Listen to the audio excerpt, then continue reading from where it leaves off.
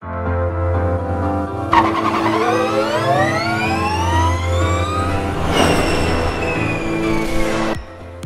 telah berakhir, 11 tim dan 22 pembalap akan saling sikut buat berebut trofi bergengsi Formula E di musim ke-9.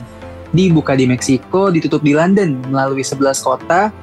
Nah, kita akan bahas semua tentang musim 9 sekarang. Selamat datang di Sinear, podcast Formula E berbahasa Indonesia, bareng gue Argia, dan tentunya ada Mas Gledek yang paling paham tentang Formula E. Halo Mas Gledek. Alah, dibilang paling paham apaan itu? Masih ada yang lebih tinggi dari gua harusnya. Nggak apa-apa Mas, ini biar kita menjual juga Mas podcastnya Mas. Gimana Mas, kabarnya baik? Ya, alhamdulillah baik. Udah berapa bulan ya? Udah 4 bulan gak ada Formula E. Gini-gini aja hidup, ngejar banyak deadline. Ya, jadi senang lah bisa ngeliat Formula E sebentar lagi mulai dan antusiasmenya harusnya udah mulai dibangun lagi nih. Karena udah deket-deket musim baru dan bakal banyak yang baru nih. Tim baru, terus mobil baru, terus kita balapan di tempat-tempat yang baru juga. Pokoknya kita udah harus membangun antusiasme untuk nonton Formula E lagi. Begitu. Bener banget, dan juga tentunya di sini yang kelupaan ada host baru gitu Mas ya. Benar. Sekarang kita ganti host karena kita pengen mencoba bagaimana jika salah satu dari kita menjadi host. Karena host yang sebelumnya itu sebenarnya bukan host asli sini, host minjem dari podcast sebelah gitu. Thank you Mas sudah dikasih kesempatan, dan kayaknya kita langsung mulai bahas aja kali Mas ya. Kita langsung aja. Karena kita bakal bahas lumayan banyak dan semoga ini lumayan informatif ya, karena kita di sini juga ingin memberikan informasi yang terbaik di podcast ini dan juga di akun Formula Gledek secara keseluruhan gitu. Oke, kayaknya kita mulai dari ini dulu deh Mas, yang paling banyak diomongin tentang regulasi. Nah, dari regulasi ini yang paling banyak diomongin itu tentang mobil. Mobilnya itu berubah dari Gen 2 jadi Gen 3. Kalau boleh tahu nih Mas, dari gue sendiri masih ada beberapa hal yang kayak nggak terlalu paham sama perubahan Gen 2 ke Gen 3 ini. Kalau dari Masnya sendiri bisa jelasin nggak kira-kira spek sama teknologi dari Gen 3 ini yang baru apa aja? Oke, jadi Gen 3 ini banyak banget berubah dibandingkan Gen 2. Yang pertama jelas bentuk mobilnya berubah. Kalau misalnya Gen 2 itu lebih membulat, sedangkan di Gen 3 ini lebih tajam-tajam. Bahkan banyak yang bilang kayak pesawat kertas lah, ada yang bilang kayak pesawat tempur lah. Tapi menurut gue pribadi ya, ngelihat Gen 3 sekarang udah terbiasa. Ya ada beberapa orang yang mungkin belum terbiasa ngelihat Gen 3, tapi buat gue pribadi, gue udah biasa ngelihat Gen 3. Kalau ngelihatnya dari samping atau ngelihat dari 3/4 depan atau belakang itu gue masih oke. Tapi gue masih agak sulit kalau ngelihat dari atas depan. Nah itu bentuknya masih sulit gue terima. Tapi secara overall ini udah bisa gue terima ya Gen 3 ini. Secara bentuk.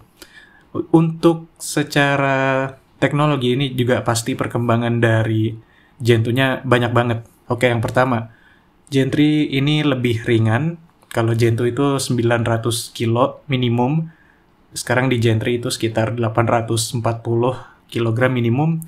Terus juga secara ukuran mobilnya juga lebih kecil dibandingkan Gen 2. Jadi dengan harapan ukuran yang lebih kecil ini bikin si mobil lebih lincah kalau misalnya dipakai di sirkuit jalanan tempat Formula E balapan. Kemudian Gen 3 ini juga lebih kencang, tenaganya naik dari kemarin di Gen 2 itu 250 kW, sekarang di Gen 3 maksimalnya 350 kW. Jadi naiknya lumayan banget, sekitar 40% mungkin, kalau matematika gua nggak salah. 40% mungkin ya. Bisa jadi intinya kenaikannya lebih dari 100 ya Mas ya? Iya, kenaikannya 100 kilowatt dan itu jelas besar banget gitu. Terus juga baterai ini secara kapasitas sebenarnya lebih kecil dibandingkan Gen 2. Kalau Gen 2 kan 52 kWh, tapi yang Gen 3 ini 38,5 kWh yang bisa dipakai. Tapi sekarang baterai ini punya kemampuan untuk menerima fast charging 600 kW. Nah ini merupakan lompatan teknologi yang sangat dinanti-nanti karena fast charging ini salah satu titik yang jadi perhatian pengembangan mobil listrik gitu. Oke, terus dari segi pengereman regeneratif, seperti halnya mobil listrik pada umumnya, di Gen 3 juga ada, dan sekarang kemampuannya lebih besar dibandingkan Gen 2. Kalau Gen 2 itu pengereman regeneratifnya 250 kW dari roda belakang, sekarang di Gen 3 itu 350 kW dari belakang dan 250 kW dari roda depan. Intinya Gen 3 ini perkembangannya bagus banget, melesat banget, dan gue penasaran sih ngeliat larinya Gen 3 ini gimana. Karena waktu gue di Jakarta kemarin, gue turun ke pinggir sirkuit, gue ngeliat Gen 2 keluar dari tikungan 4-5, itu nariknya bener-bener udah lumayan narik banget gitu loh. Apalagi Gen 3 ini kayak gimana nih Gen 3. Oh ya, di Gen 3 ini juga parts-nya baru untuk beberapa spek parts. Sebenarnya nggak baru sih, ada yang baru, ada yang masih bertahan. Contohnya kayak sasis masih dibuat oleh Spark Racing Technology, kemudian baterai itu dibuat oleh Williams Advanced Engineering sama kayak Gen 1 dulu. Tapi yang baru ini adalah ban. Jadi ban ini sekarang yang memproduksi adalah Hankook. Sebelumnya kan Michelin. Ya, pengucapannya gitu tuh katanya, Michelin. Yang benar Michelin. Katanya sih gitu. Kalau sekarang Hankook bannya.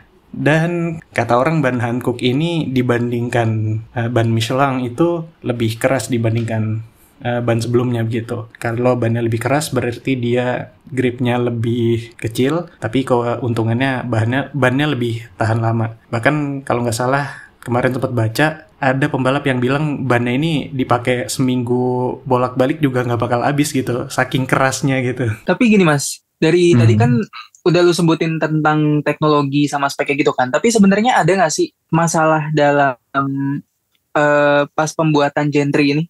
Ya karena ini mobil baru dan melihat parameter teknologi yang harus dicapai ini lumayan tinggi untuk sebuah mobil listrik. Jadi tentunya masih ada masalah-masalah karena ya ini dalam tanda kutip teknologi baru gitu. Contohnya kayak baterai. Jadi baterai ini desainnya baru. Desain yang gue maksud adalah desain sel-sel baterai. Kalau misalnya lo lihat baterai mobil listrik itu bentuknya kayak silindris, kayak gabungan baterai A3, anggaplah A3 A2 gitu. Dikumpulin jadi satu, jadi baterai mobil listrik. Kalau yang kemarin kayak gitu. Cuma yang sekarang itu bentuknya pouch cells namanya. Dan pouch cell ini kemarin waktu selama pengetesan sama pabrikan suka ada masalah baterainya ini nggak kuat menahan getaran-getaran yang dihasilkan oleh mobil begitu. Dan secara produksi juga kemarin sempat terhambat dari pihak Williams-nya. Jadinya banyak pabrikan yang testingnya terhambat nih gara-gara masalah baterai ini. Kalau nggak salah tuh yang lumayan kena si Porsche kemarin.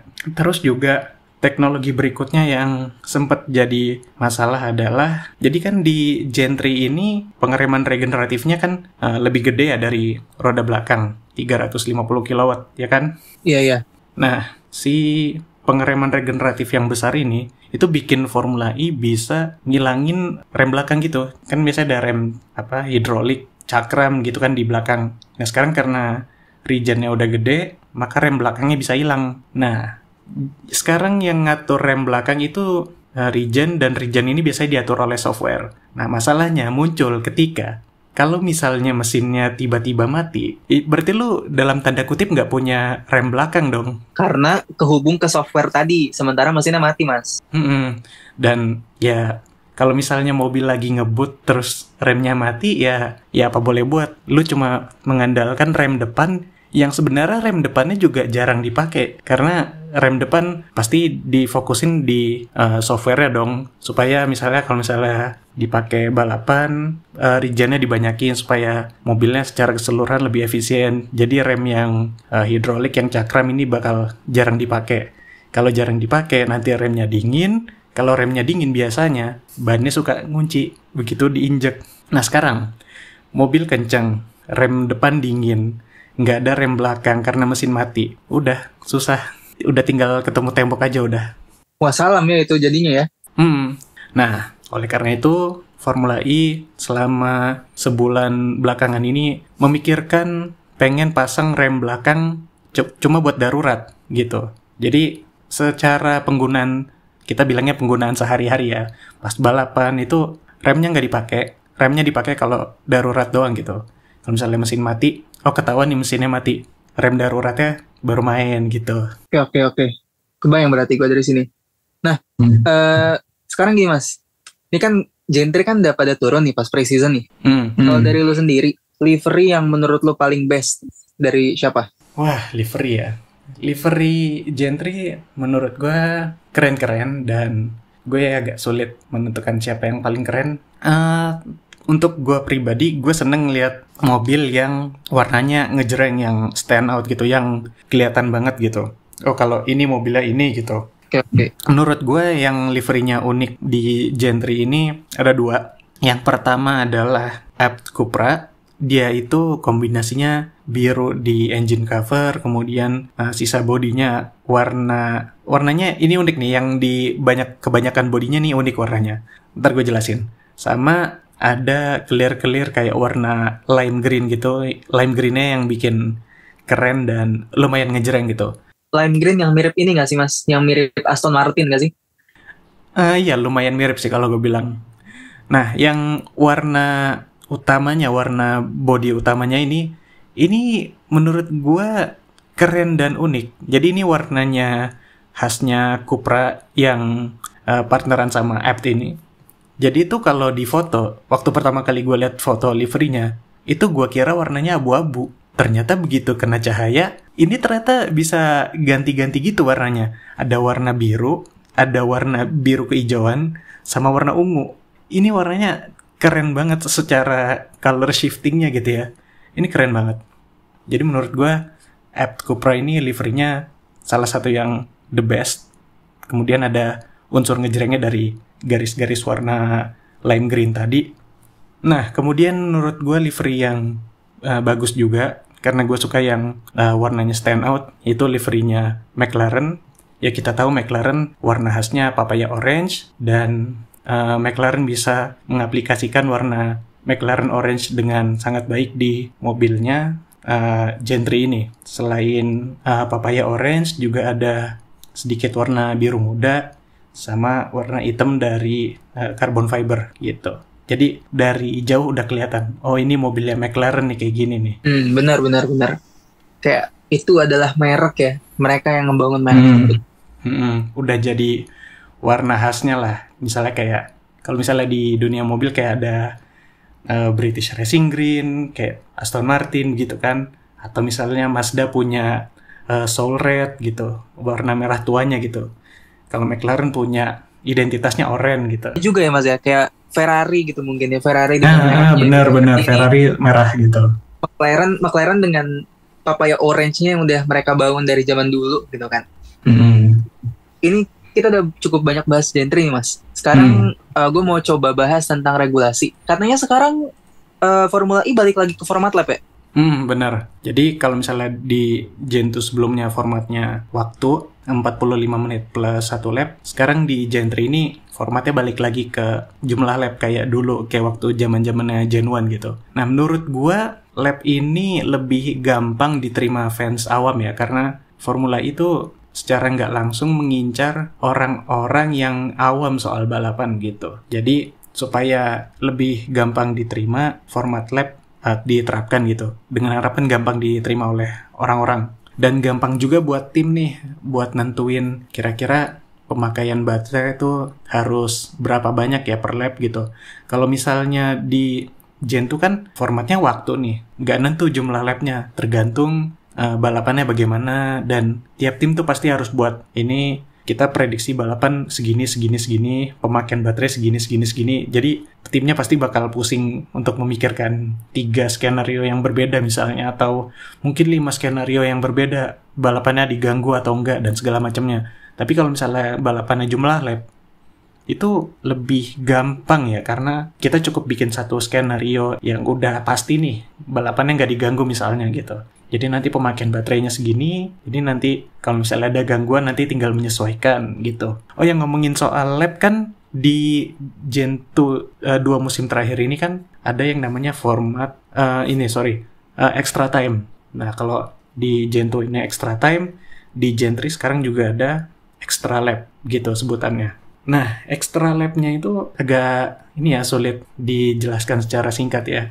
Tapi intinya kalau misalnya balapan diganggu safety car atau full course yellow selama beberapa waktu tertentu, itu nanti dijadiin extra lap yang ditambah di akhir balapan gitu. Oke. Kebayang. Nah, oh ya, satu lagi gimana? Untuk format time ini, kalau format time yang dulu ya, itu oke lah, bakal balapannya lebih seru karena jumlah lapnya nggak nentukan, entah ada satu lap yang lebih sedikit, satu lap lebih banyak, itu intinya nggak nentu. Serunya di situ. Cuma buat fans awam itu kayaknya agak sulit sih ngikutin yang format waktu itu. Jadi makanya dibalikin ke format lap. Iya, benar-benar kayak mereka pasti bakal nanya kayak ini biasa kan orang kalau nonton balapan kan kayak berapa lap lagi, berapa putaran lagi gitu kan. Kecuali yang emang endurance. Nah, terus kalau dari attack mode sendiri kan katanya ada perubahan nih, Mas. Itu gimana tuh maksudnya tuh perubahannya? Apa yang diubah dari attack mode yang kayak udah sering bikin kontroversi ini? Ya, jadi untuk prinsipnya attack mode masih sama. Pembalap tuh harus keluar racing line ke zona aktivasi tertentu yang udah ditentuin di sirkuit, dilewatin. Begitu udah lewat, nanti ada ekstra tenaga yang muncul selama beberapa menit gitu.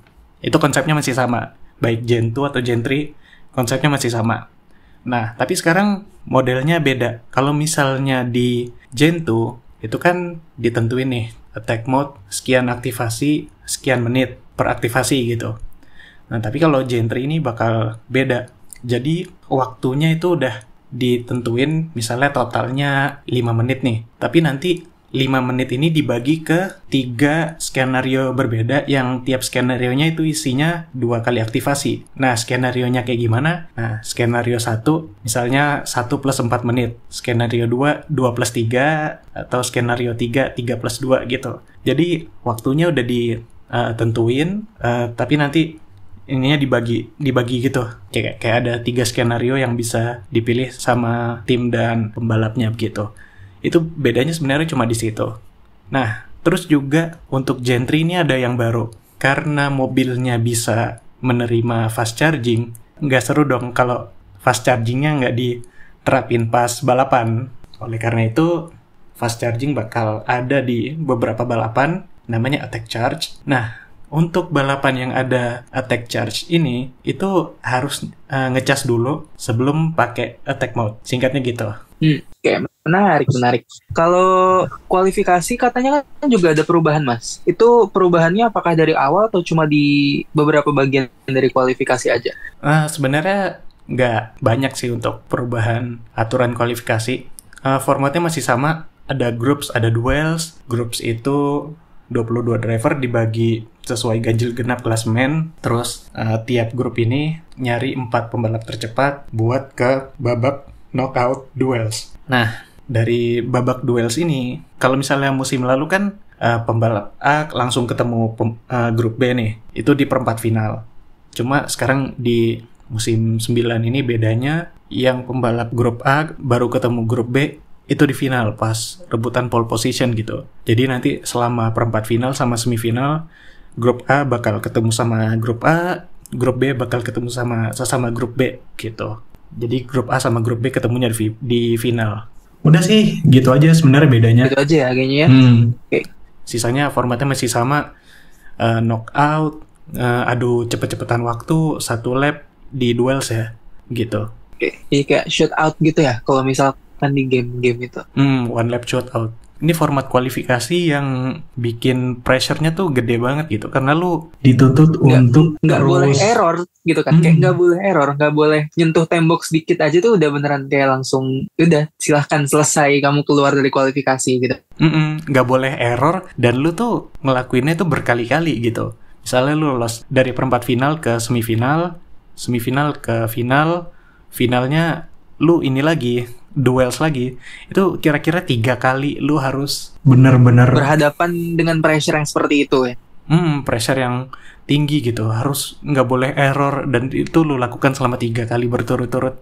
Itu kalau misalnya konsisten, kayak misalnya Andre Lotter musim lalu, itu keren banget sih kalau lu bisa menahan pressure untuk menghadapi teman-teman lu ini gitu. Oke. Sip. Ini juga salah satu yang gue suka dari Formula E. Dan ini Mas, ngomong-ngomong terkait sama FP1 free practice ini, ada salah satu aturan baru, regulasi baru yang mirip-mirip sama Formula One gitu. Jadi tim ini boleh ngasih kesempatan buat rookie di FP1. Tanggapan Mas gimana nih? Ya, jadi untuk free practice-nya masih sama sih sebenarnya 30 menit. Nah, tapi sekarang ada aturan yang mengharuskan tim ini ngasih kesempatan buat rookie turun di FP1 kayak di Formula One gitu. Kan sering tuh ada rookie turun di FP1 hari Jumat gitu. Cuma sekarang di Formula E pengen nerapin aturan yang sama. Menurut gue aturan ini lebih banyak minusnya sih dibandingkan positifnya gitu. Oke, kita lihat positifnya. Formula E jadi punya kumpulan talenta baru, scoutingnya anak-anaknya banyak gitu. Bisa mencari talenta siapa sih yang bakal punya potensi buat masuk ke Formula E di masa depan gitu. Itu satu, positifnya. Negatifnya banyak. Oke, kita lihat yang pertama. Free practice cuma 30 menit. Dan lu memberi kesempatan seorang rookie belajar mobil 30 menit. Itu udah pasti nggak cukup, men. Apalagi kan sekarang genre kan kompleks banget ya. Kalau misalnya katakanlah F1 ya mungkin rem, gas, dan banyak settingannya. Tapi lu dikasih 1 jam, 1,5 jam ya, gue lupa. Pokoknya 1 jam lah gitu. 1 jam sih kalau nggak salah, 90 menit seingat gue kalau FP1 di F1 tuh. Gue lupa. Tapi kayaknya sempat berubah gak sih kemarin tuh? Gue lupa. Ya tapi intinya begitulah. Waktunya di F1 tuh lebih banyak. Ya oke lah, memang mobilnya pasti lebih banyak. Mobilnya lebih kompleks. Tapi lu ngasih 1/2 jam ke seorang rookie itu ya kurang banget gitu. Pointless gitu jatuhnya ya. Kayak kurang waktu aja gitu. Itu satu. Yang kedua, Formula E kan balapannya di sirkuit jalanan, which is yang sampingnya tuh langsung tembok gitu.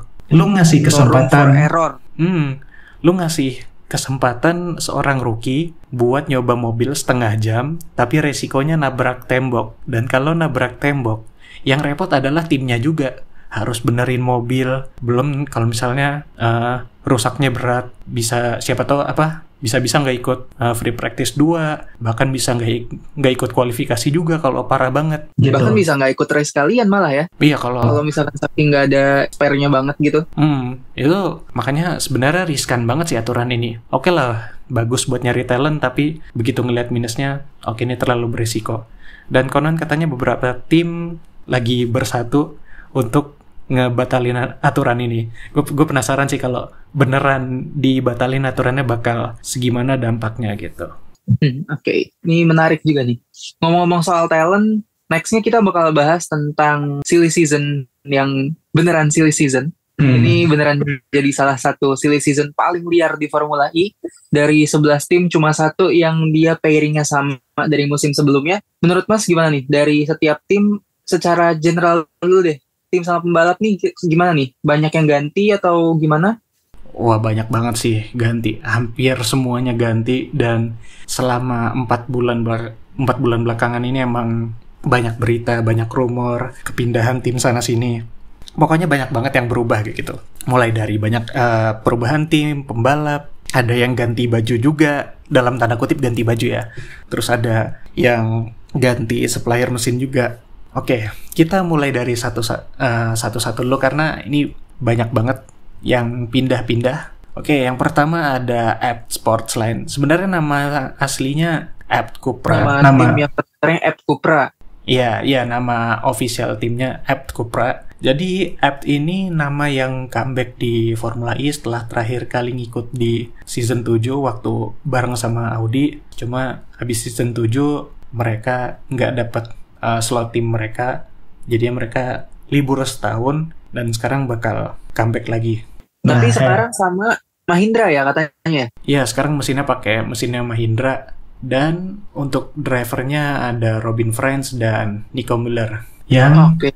comeback juga nih di Formula E. Nico Müller tuh terakhir seingat gue tuh di Dragon. Terakhir seingat gue dia di Dragon di season 7. Season 7 benar, 2020-21.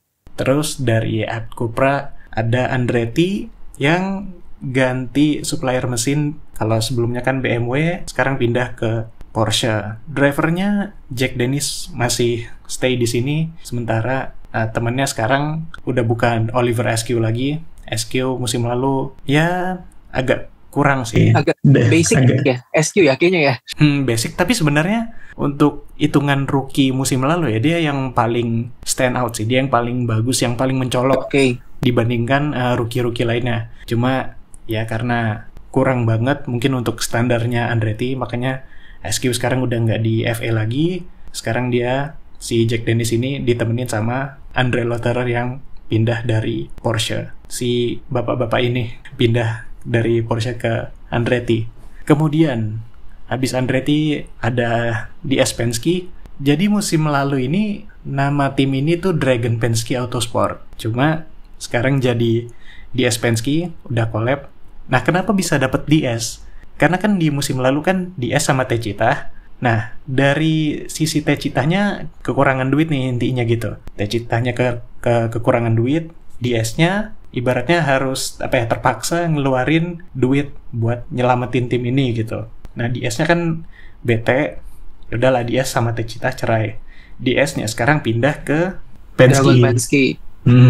Di rebrand jadi DS Penske. DS Penske. Nah, untuk DS Penske ini line up-nya kalau bisa dibilang sih ini dream team banget ya, karena ada level dewa ya ini. level dewa banget. Karena ada Jean-Eric Vergne yang udah punya 2 title, sama Stoffel Van Dorn yang jadi World Champion musim lalu. Ya, udah kelihatan lah ya, World Champion ketemu, udah dinanti banget sih di Penske. Yang bikin gue menantikan adalah siapa yang bakal jadi number 1 driver. Ini peluang konfliknya gede nggak sih kira-kira ini? Oh, gede banget sih Antara ini. Van Dorn sama Vergne ini kayak Gede. mereka tuh pasti mau ini nggak sih? Sama-sama ya, I want to be the number 1 gitu. Cuma gue takutnya kayak Da Costa gitu. Kalau si Da Costa ini konon katanya sering banget disuruh ngalah musim lalu sama Jean-Eric Vergne. Oke lah, kita maklumi karena Vergne ini dalam tanda kutip peliharaan DS, jadi ya mau nggak mau dari si lama Vergne ya? sejak waktu masih DS Virgin itu Vergne udah barengan lah gitu. Terus juga si Vergne ini yang ngeyakinin DS supaya collab sama Techeetah. Jadi intinya Vergne sama DS nih hubungannya udah erat banget dan pasti jadi anak emasnya DS lah gitu. Jadi mungkin secara di atas kertas Vergne ini bakal jadi number 1 driver, tapi kita lihat Van Dorn bakal seperti apa. Apakah bisa melawan atau ujung-ujungnya kayak Andre Lotterer atau Da Costa atau siapa lah yang udah pernah partneran sama Vergne. Kita entah menunggu korban baru lagi atau si Van Dorn ini benar-benar bisa ngelawan Vergne gitu. Ini sih yang patut ditunggu. Oke, kita lanjut ke tim berikutnya. Ada Envision Racing yang warnanya hijau ngejreng, tapi menurut gue ini oke lah hijaunya ngejreng, cuma desainnya biasa aja gitu. Jadi gue nggak favoritin tim ini. Untuk Envision sekarang dia pakai mesin Jaguar dan pembalapnya Nick Cassidy sama juara musim 2 Sebastian Buemi. Ini kepindahan pertamanya Buemi, kepindahan tim pertamanya. Dia selama 8 musim ikutan Formula E, dia setia banget sama Idams waktu dari zaman Renault, kemudian zamannya Nissan. Sekarang karena zaman-zamannya ini nggak sih Mas, dari zaman-zamannya dia beneran jadi kayak superstar Formula E sampai dia jadi bulan-bulanannya orang gitu. Cuma begitu di Nissan sejak musim 6 udah kelihatan bapuk. Sebenarnya yang bikin bapuk mobilnya sih. Mobilnya sih, iya kelihatan. Yang bikin bapuk mobilnya. Jadinya Buemi sempet turun dan sekarang Buemi udah pindah ke Envision dan semoga di tim barunya ini Buemi bisa bangkit lagi ya. Mungkin nggak bisa kayak waktu jaya-jayanya dia dulu, cuma setidaknya lebih baik lah dibandingkan ketika dia di Nissan Idams dulu gitu. Oke, dari Envision lo mau ngasih tanggapan atau apa gitu? Nggak, dari yang gue dengerin sih kayaknya apa ya, gue merasa cukup ini mas, kayak tertarik buat ngeliat kiprahnya dia Penske ini. Soalnya dia Penske ini jatuhnya kalau menurut gue ya, dia tuh kayak Mercedes di Formula One tuh pas lagi baru-baru masuk hybrid. Kan isinya waktu itu si Rosberg sama Hamilton kan. Ya tapi mereka tuh apa masing-masing belum punya gelar gitu. Mungkin lebih. Oh iya sih waktu itu ya. Mungkin lebih cocok Vettel sama Raikkonen kali. Yang udah waktu Ferrari 2015 mungkin tuh lebih cocok karena kan udah sama-sama punya gelar baik Vettel atau Raikkonen. Jadi mungkin miripnya ke situ sih. Daripada ke situ sih. Tapi gue juga kalau ngomongin Penske tadi gue juga cukup penasaran sama mobilnya ya, karena ngeliat-liat tuh Dragon itu kan musim lalu bapuk ya, bisa dibilang kan bapuk ya, tapi didatengin mesinnya DS yang ya we know itu sangat-sangat powerful. Jadi harusnya kalau misalkan DS ini bisa di atas ngebuktiin bahwa ya udah mesin DS tuh bakal masuk dan cocok kemana aja gitu. Dan yang kemungkinan bakal bikin strong juga adalah orang-orang yang dari DS itu juga ikut sama DS terus gitu. Jadi dari zaman Techeetah orang-orang DS-nya ini dipindah juga ke DS Penske gitu. Jadi untuk sisi engineering-nya kebanyakan dari DS gitu. Jadi harusnya bakal strong juga gitu. Not bad sih harusnya ya. Nggak ada perubahan lah gitu. Dengan harapan ya si mesin DS ini baik dari segi mesin atau dari engineering-nya itu mau diceplokin kemana aja juga bagus-bagus juga gitu. Oke, dari Envision next-nya Jaguar nih. Nah iya, Jaguar ini nggak berubah. Satunya nggak berubah. Jaguar yang berubah cuma liverynya. Sekarang beda banget sih Jaguar. Untuk drivernya nggak berubah, Mitch Evans sama Sambert. Yang berubah liverynya. Sekarang dominannya nggak warna biru muda, tapi sekarang dominannya hitam putih sama ada garis emasnya dikit. Hitam putihnya tuh nggak beda gitu ya mas ya katanya ya? Belang dua mobil tuh hitam putihnya beda gitu. Gue lupa yang Evans tuh yang hitamnya kiri atau kanan gitu. Tapi ada kok di medsos kita, di @formulagledek itu ada fotonya mobilnya Jaguar punyanya Mitch Evans sama Sambert tuh pokoknya ya? Beda. Iya beda. Oke, nanti gue cek deh ke Formula Gledek lagi nih. Sip. Oke, dari Jaguar pindah ke Mahindra. Mahindra ini musim lalu dia agak di bawah, tapi emang Mahindra selama Gen2 sering banget ada penurunan gitu. Mungkin dulu tuh apa ya, siklusnya tuh naik turun. Lingkaran setan yang terus menerus berulang gitu. Cuma di 2 musim terakhir kelihatan banget menurunnya gitu. Nah, untuk Mahindra sekarang line-up-nya sedikit beda. Oliver Rowland masih stay. Oliver Rowland ini yang kalau kalian ingat di Jakarta IPRI dia yang bannya copot. Oh iya. Gue sempet datengin tuh mobilnya, bannya copot, yang kiri depan. Terus Oliver diparkir di turn 3. Ya, gue masih ingat itu. Oliver Rowland sekarang ditemenin sama juara musim 3, Lucas Di Grassi yang pindah dari Venturi. Nah, menurut gue tim ini bakal punya potensi untuk lebih baik lagi ya, karena Di Grassi ini udah banyak pengalamannya dari mesin Audi, kemudian di Venturi mesinnya Mercedes, itu pasti udah banyak pengalaman dan banyak banyak ilmu lah yang bisa diterapkan ke Mahindra. Jadi gue rasa untuk sisi long termnya si Di Grassi ini bakal bermanfaat banget buat Mahindra. Ya gue ngeliatnya gitu sih. Cuma gue nggak tahu ya bagaimana Di Grassi di Mahindra secara performance, karena kita tahu sendiri Mahindra agak bapuk musim lalu. Di Grassi-nya sih masih bagus, cuma Mahindranya ya kita lihat aja Mahindra ini. Tapi ngelihat hubungannya Mahindra secara pabrikan sama Abt Cupra sebagai customer itu kelihatannya erat banget, karena si CEO-nya Abt Sportsline, CEO-nya dia bilang saking dekatnya, saking terbukanya Mahindra terima masukan dari Abt, saling berbagi ilmu, saking dekatnya itu bikin si Abt ngerasa kerja sama Mahindra tuh kayak setim 4 mobil gitu. Tapi satu-satunya yang gue agak-agak fail dari Mahindra ini liverynya sih mas. Oh iya, liverynya. Gua nggak ngerti lagi sih itu kombinasinya. Merah, terus ada birunya. Merah, biru, hitam gitu kan kayak aneh ya. Nggak, gue sih ngeliatnya aneh ya. Terus di depan tuh warnanya warna-warna koper gitu, tembaga gitu. Itu lebih agak membingungkan itu warnanya. Oke, nggak apa-apa lah. Kita next ke tim berikutnya aja nih kayaknya. Oke, berikutnya ada Maserati MSG Racing. Musim lalu tim ini namanya Venturi. Untuk mesin dia sebenarnya sebutannya mesinnya Maserati. Cuma kalau dilihat dalamannya itu sebenarnya mesinnya DS, cuma ganti nama doang gitu. Untuk drivernya ada Edoardo Mortara yang masih stay di tim ini, sama Maximilian Günther yang dulu waktu zaman-zaman Andretti dia bagus, kemudian di Nissan dia agak turun, dan sekarang di Maserati dari pre-season kemarin, ini Günther punya potensi buat balik lagi jadi salah satu driver kuda hitam buat ngejar podium, ngejar race win. Gue penasaran sih Max Günther di Maserati bakal kayak gimana. Oke. Nextnya ada, oh ya BTW katanya Maserati ini ya, pabrikan ya jatuhnya, tapi dia pakai mesin DS. Ya itu mau dibilang customer team bukan, mau dibilang pabrikan sebenarnya bukan pabrikan banget gitu, karena ya dia pakai mesinnya DS tapi diri brand. Dia juga mengakui diri sebagai pabrikan, itu agak susah. Mungkin menurut gue ya, si Maserati ini ngejar keuntungan jadi tim pabrikan. Kayak misalnya hari tesnya lebih banyak, atau misalnya softwarenya bisa beda sama tim customer.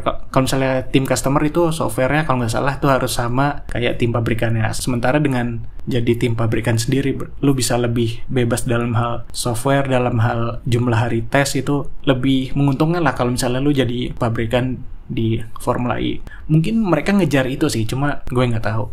Atau mungkin si Maserati ini pakai mesinnya DS hanya untuk menghemat waktu mungkin, karena dia dalam tanda kutip dadakan banget buat masuk Formula E dan pastinya nggak cepet untuk bikin sebuah mesin baru gitu. Oke, dari Maserati kita pindah ke McLaren. Nama lengkapnya Neom McLaren karena sponsor si Neom ini. Neom McLaren ini bisa dibilang cuma ganti baju, karena musim lalu ini tim namanya Mercedes yang musim lalu juara. Jadi McLaren ini bisa dibilang sebelum berpartisipasi udah punya 2 gelar juara nih.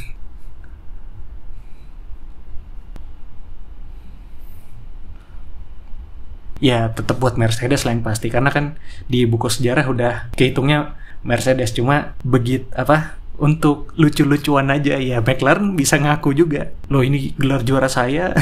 Sebenarnya secara administratif McLaren ini benar-benar tim baru ya? Ya, tim baru. Oke. Sekarang McLaren ini pakai mesinnya Nissan dan drivernya ada René Rast yang comeback. René Rast nih bagus banget tuh, masih di Audi. Sampai si dulu tuh Lucas Di Grassi sampai ngiyakinin Audi, tolong dong pakai jasanya René Rast, saya yakin dia bagus gitu. Udah kelihatan hasilnya, René Rast nih bagus dan lumayan bisa ngimbangin Lucas Di Grassi dulu waktu masih di Audi. Cuma di musim 8 si Audi keluar, Rast keluar, dan sekarang musim 9 si René Rast nih comeback ke McLaren. Nah, temennya René Rast adalah pembalap yang bukan semasa hidupnya. Kalau ngomong semasa hidupnya kayaknya serem banget ya, semasa hidupnya. Ya, semasa karir Formula E-nya tuh cuma mentok jadi reserve driver doang di Venturi sama Mercedes, dan sekarang di McLaren dia dapat race seat, dia udah balapan, yaitu Jack Hughes, pembalap dari Inggris. Harapannya kalau ngelihat dari pre-season kemarin, ada potensi si Jack Hughes ini jadi huge talent sih. Jokes bapak-bapak. Boleh. Huge talent. Oke deh. Gua terima jokesnya. Nextnya ada tim apa nih mas? Ada NIO 333. Ini sebenarnya gue capek sih kalau nyebutin 333. Tapi kalau nyebutin 333 juga enggak banget sih. Ya jadi ini NIO tim yang liverynya menurut followers kita tuh paling bagus di antara mobil-mobil Gentry yang lain. Menurut lu NIO nih bagus nggak liverynya? Menurut gue sebenarnya liverynya cukup bagus sih, tapi emang agak terlalu tajam ya. Maksudnya kayak kalau buat ke mata agak terlalu tajam, tapi ya colorful. Maksudnya kayak ya enak, masih enak sedikit lah dilihat kalau buat gue ya. Tapi menurut gue sedikit terlalu keramaian. Oke lah, secara desain, pemilihan warna, dan peletakan bentuk-bentuknya udah oke. Jadi bisa nutupin kekurangan sponsor dari tim ini. Tapi ya, good livery juga Nio ini. Untuk Nio, pembalapnya Dan Ticktum masih stay, Oliver Turvey out. Sekarang Turvey digantiin sama Sergio Sette Camara yang pindah dari Dragon Penske. Oh iya, gue baru keinget soal Turvey sama Sette Camara. Gue keinget sesuatu. Kenapa tuh? Kayaknya Penske sama Nio ini tukeran driver deh. Sergio Sette Camara kan musim lalu di Dragon Penske, sekarang jadi drivernya Nio. Oliver Turvey, musim lalu dia di Nio, sekarang dia jadi reserve-nya di Penske. Ini bisa dibilang bener. tukeran orang gitu. Agak kebetulan aja ya ada tukeran-tukeran gini. Ya, tapi menarik. Untuk Nio semoga bisa lebih baik dibandingkan musim lalu. Oke, untuk berikutnya habis Nio ada Nissan. Nissan ini sekarang line-up-nya baru, ada Norman Nato sama Sasha Fenestras. Nato ini udah punya pengalaman. Dulu season 7 dia di Venturi dan sempat menang sekali. Cuma di season 8 dia cuma hidup jadi reserve-nya Jaguar. Sempat balapan juga sekali di Seoul gantiin Sam Bird musim lalu. Kemudian Sasha Fenestras ini musim lalu tuh dia sempat balapan di Seoul. Sekali ya, di Seoul race kedua, di balapan terakhir.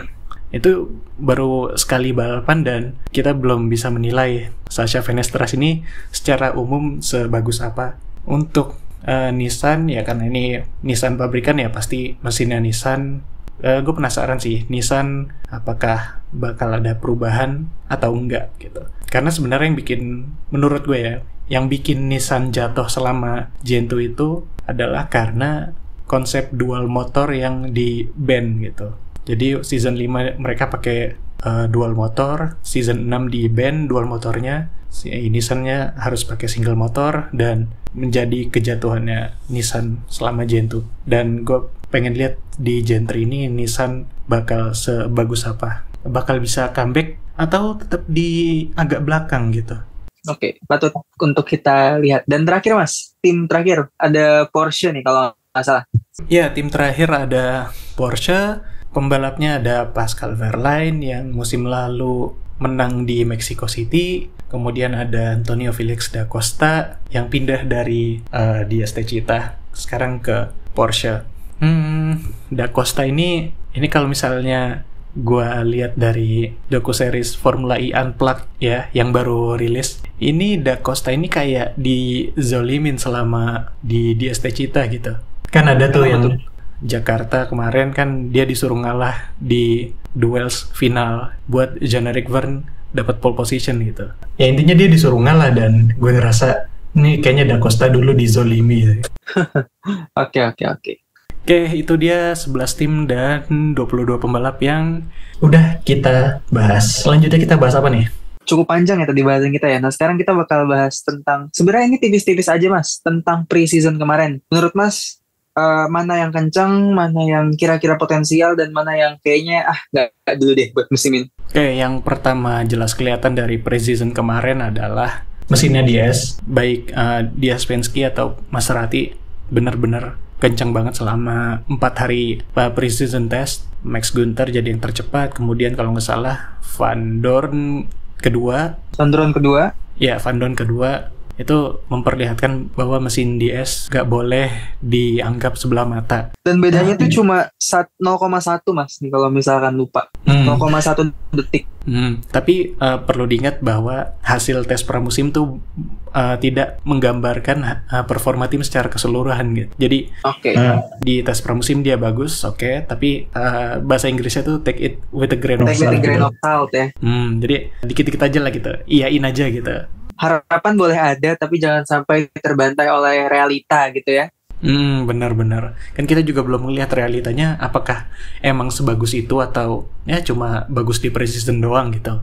Kemudian di antara pembalap-pembalap kayaknya Jack Hughes ini kemarin menjanjikan banget selama tes pre-season kemarin. Kalau nggak salah tuh dia tercepat keempat di catatan waktu secara keseluruhan. Dan ini menunjukkan bahwa this guy has a talent. Si orang ini punya bakat untuk jadi pembalap Formula E. Ya iyalah, udah bermusim-musim jadi reserve driver, tapi kalau nggak bagus ya buat apa gitu. Cuma kelamaan magang doang, tapi gitu dapat kerja masa nggak bagus gitu lah. Gue jadi penasaran sih, si Jack Hughes ini bakal sebagus apa. Tapi ya masih too early to tell, masih terlalu awal banget buat menilai si Jack Hughes ini emang beneran huge talent atau cuma keajaiban preseason semata. Oke, dari sekian tim, dari 10 tim lainnya, dari 9 tim lainnya selain Maserati sama DS, yang menurut gue punya potensi buat ngerusak Maserati sama Diaz Penske ini adalah Porsche.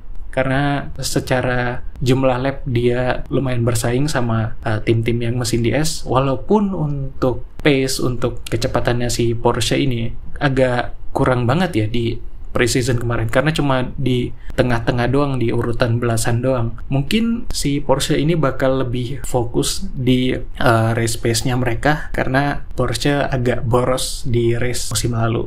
Itu mungkin Porsche bakal membenahi dari segi race pace gitu. Jadi secara catatan waktu Porsche ini nggak kencang, walaupun gue rasa Porsche ini bisa jadi tim yang rusak persaingannya Maserati sama Diaz Penske sih.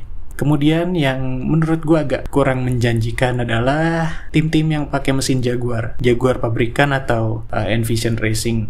Ini preseason kemarin kelihatan banget kayaknya ini ada tanda-tanda kejatuhan sih musim ini. Ini patut buat kita lihat nanti nih. Kalau misalkan di race-nya nanti ya. Nah, ngomong-ngomong masalah race, Mas. Dari 11 kota yang bakal nyelenggarain Formula E musim depan, dan ada 16 race. Menurut Mas yang paling Mas tunggu yang mana buat race di Formula E musim depan? Oke, tapi gue jelasin dikit kalendernya. Jadi seasonnya dimulai di Mexico City tanggal 14 Januari, kemudian ke Diriyah, Arab Saudi, double header 28 dan 29 Januari. 27-28 Mas, sorry. Oh iya sorry, 27-28. Nah iya. Habis dari Diriyah ke Hyderabad, India, tanggal 11 Februari. Dari India ke Cape Town, Afrika Selatan, tanggal 25 Februari. Habis dari Cape Town ke Sao Paulo di Brazil, tanggal 25 Maret. Habis itu ke Jerman di kota Berlin, double header lagi, tanggal 22 dan 23 April. Habis itu Monaco, balik lagi, tanggal 6 Mei. Habis Monaco, kita lanjut ke home race kita. Seru-seruan kita. Home race kita di Jakarta, dan Jakarta sekarang double header tanggal 3 dan 4 Juni. Habis dari Jakarta ke Amerika Serikat di kota baru lagi di Portland tanggal 24 Juni. Habis dari Portland balik lagi ke Eropa di Roma tanggal 15-16 Juli. Habis Roma season finalenya di London tanggal 29 dan 30 Juli. Untuk race yang paling excited gue penasaran sama Cape Town sih, karena sirkuitnya Cape Town ini bakal ada di sekitar stadion yang dulu buat Piala Dunia. Cape Town-nya juga secara landscape tuh bergunung-gunung gitu, terus di pinggirnya ada kota, dan kayaknya itu bakal menarik untuk lihat di kamera. Ya walaupun sebenarnya untuk kota-kota yang baru nih gue juga penasaran juga sih. Hyderabad kayak apa, Sao Paulo kayak apa, kemudian Portland kayak apa. Dan untuk Portland ini katanya pakai sirkuit permanen di Portland International Raceway, katanya gitu, masih rencananya. Tapi kita belum dapat layout finalnya dari Formula E kayak gimana. Kalau gue sendiri sih cukup tertarik sama ini ya, Jakarta. Itu pasti tertarik. Iya, itu pasti. Karena gue udah bakal kesana, yakin gue bakal kesana. Dan Sao Paulo sih sebenarnya kalau gue, karena seingat gue tuh Sao Paulo tuh ya beneran pengen dari 2017 ya kalau nggak salah. Berarti season berapa itu? Season 3 atau season 4 gitu. 3 atau 4 ya kayaknya. Tapi baru kesampaiannya sekarang ya. Cukup ini. Apalagi Lucas Di Grassi itu kan kayak ibaratnya adalah hero-nya Formula E buat orang Brazil lah. Jadi kayaknya orang-orang di sana yang passionate banget sama racing bakal datang dan ngedukung home hero-nya mereka banget sih. Jangan lupa ada Sergio Sete Camara, dia orang Brazil juga. Benar. Ya itu sih yang race-race yang menurut kita menarik selain Jakarta sih yang pasti. Iya. Tapi tetap yang paling menarik buat gue Jakarta sih. Karena double header dan kalau double header kita kerjanya banyak cuy. Nggak apa-apa sih. Tapi katanya ini nggak sih? Satu fact terakhir ya. Bukan satu fact, satu rumor terakhir sebelum kita udahan di episode kali ini. Apakah mungkin Jakarta bakal night race? Itu gue belum bisa jawab. Gue belum tanya lagi orang sirkuitnya kayak gimana. Tapi kalau misalnya ditanya, apakah mereka mampu? Mereka mampu. Mereka siap ngeluarin duit buat infrastrukturnya segala macam gitu. Karena kan menurut yang bikin sirkuit ya, beberapa bulan yang lalu gue sempat ngomong sama Pak Irawan. Dia ini salah satu orang yang terlibat bikin sirkuitnya Formula E Jakarta. Dia bilang untuk atas nama kebanggaan Indonesia, kita harus siap gelontorin duit. Intinya gitulah. Pokoknya demi kebanggaan kita siap ngeluarin berapa aja gitu. Tapi kan itu kan baru ngomong-ngomong, ya kita dalam tanda kutip ada duitnya. Tapi apakah jadi night race atau enggak, gue belum tahu. Gue belum ngomong lihat lagi. Nanti aja ya. Kita lihat nanti. Tapi masalahnya gini, kalau night race, pulangnya malam cuy. Pulangnya malam banget. Malam banget sih pasti. Yang kerjanya jadi jurnalis yang di media center itu dari pagi sampai malam banget. Wow. Ya tahu sendiri lah, tahun ini kayaknya tuh race tuh kan kelar jam 5 jam 6. Baru balik dari media center tuh gua kemarin jam 8 cuy. Aduh. Itu balapannya tuh baru sore. Belum kalau misalnya night race. Yang penting kita bisa memberikan informasi terbaik kepada fans Gledek semua di Indonesia. Ih, cakep banget. Masuk. Oke. Dan kita udah lama banget, mungkin udah hampir sejam juga. Semoga nanti teman-teman yang udah dengerin sampai sini nggak bosen ya. Dan thank you banget sekali lagi buat Mas Gledek. Thank you banget buat fans Gledek semua yang udah dengerin podcast kita di episode ini. Mungkin Mas Gledek ada kata-kata penutup yang mau dikasih buat episode ini, Mas? Kata-kata terakhir ya. Terima kasih buat Mas Argia yang udah menyempatkan diri mencoba jadi host podcast kita yang baru. Terima kasih juga buat yang udah setia follow kita di media sosial kita @formulagledek, dan terima kasih buat yang udah nyempetin waktunya dengerin episode ini. Jangan lupa race pertama season 9 di Mexico City tanggal 14 Januari. Itu waktu sana sih sebenarnya. Kalau misalnya waktu Indonesia tanggal 15 subuh biasanya. Karena kan beda waktunya tuh 12-13 jam Jakarta sama Mexico City ya. Oh ya, untuk membangun hype kalian lebih lanjut soal Formula E, kalian bisa banget nih nonton docu-series Formula E Unplugged yang membahas behind the scenes-nya dari musim 8. Kalian bisa nonton di aplikasi SPO TV Now. Kalian bisa download di App Store atau Google Play. Cari aja SPO TV Now, kalian daftar, dan kalian bisa nonton docu-seriesnya Formula E secara gratis. Mantap banget. Sekali lagi thank you buat Mas Gledek yang udah nyempetin buat ini. Kita terima kasih. Episode berikutnya ya, Mas. Sampai jumpa di episode berikutnya. Bye. Dadah.